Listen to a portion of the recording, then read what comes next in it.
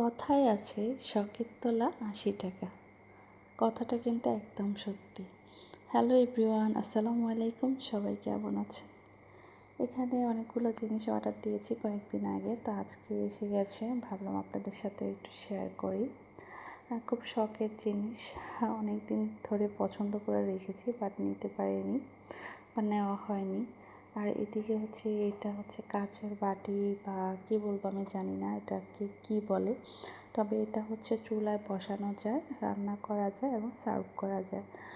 তো আজকে ফাইনালি নিয়ে নিলাম, বা আজকে নিয়ে 2 দিন আগে অর্ডার দিয়েছিলাম, আজকে হচ্ছে চলে এসেছে। তো একটু খুলে দেখতেছিলাম আর আপনাদের সাথেও শেয়ার করলাম। আর এদিকে হচ্ছে আজকে একদম সকাল সকাল রান্নাবান্না সব কমপ্লিট, কারণ আমার একটা গুরুত্বপূর্ণ কাজ আছে, সেটা একটু পরে ভিডিওতে দেখবেন। তো এখানে রান্নাবান্নাটা করে রেখে গেছি যাতে আস্তে আস্তে লেট হলেও আমার আর টেনশন করতে না হয়, এসেই যাতে যেহেতু দুপুর হয়ে গেছে অলরেডি, তো সব কিছু সেরে নিলাম। আর এই তো গুরুত্বপূর্ণ কাজ, তাকে চুল কাটানো। এটা খুব প্যারার একটা কাজ, সে একদমই চুল কাটতে চায় না, খুবই কান্নাকাটি করে। তো আপনাদের ভাই এবং আমি দুজন একসাথে আসলে একটু ভালো হয়। তো শখের তোলা ৮০ টাকা যে কারণে বললাম, আপনাদের ভাইয়া কিছুদিন আগে আমাকে কিছু টাকা দিয়েছে নিজের জন্য কিছু কিনতে, মানে ধরেন জামা বা কসমেটিক বা জুয়েলারি। তা আমি হচ্ছে সে টাকা দিয়ে হচ্ছে এগুলো কিনেছি। এগুলো অনেক দিনের শখ ছিল, ফাইনালি সেগুলো পূরণ হলো। আমরা মেয়েরা মনে হয় বিয়ের পরে এরকমই হয়ে যায় যে বিয়ের পরে জামা কাপড়ের থেকে এইসব ঘরের জিনিস কিনতে বেশি পছন্দ করি। আমার মতো মনে অনেকেই আছেন, কি বলেন? আর এদিকে হচ্ছে আমি তাকে বলতেছিলাম তোমার চুলের স্টাইলটা দেখাও, বাট সে দেখাবে না, সে ভীষণ রেগে গেছে, সে দেখাবে না। দুপুরে খাওয়া দাওয়ার পরে হচ্ছে আমরা আবার একটু বের হয়েছি।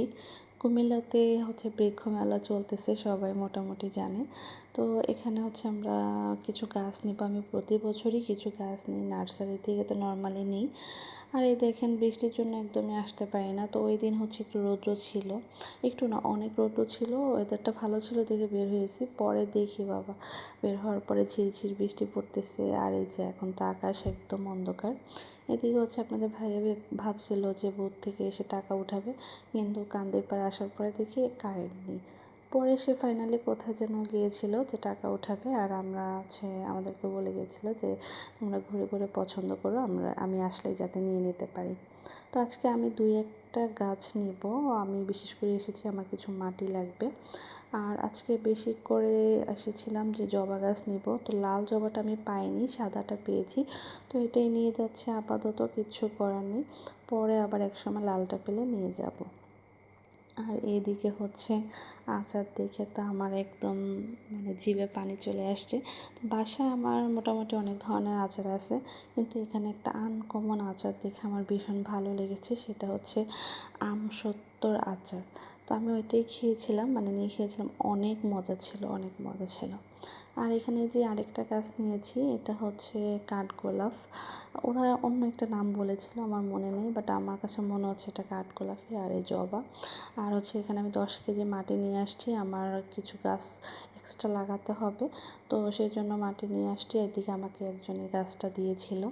তো সবগুলো লাগানোর পরে আপনাদেরকে ফাইনাল লুক দেখাবো। তো ভালো থাকবেন, সুস্থ থাকবেন, আল্লাহ হাফিজ।